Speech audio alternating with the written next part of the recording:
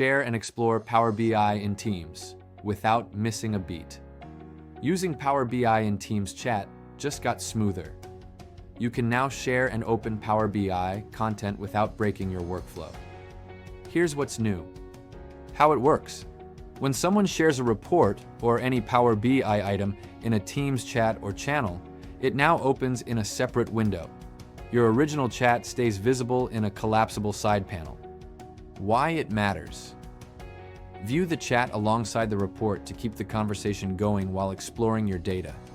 Continue using Teams, switching between chats, channels, or apps without losing your place. If multiple preview cards are shared, the same window updates with the latest item. What it means for you. Seamless collaboration and multitasking. Stay in flow, stay connected, all inside Teams. Stay tuned for more Power BI updates.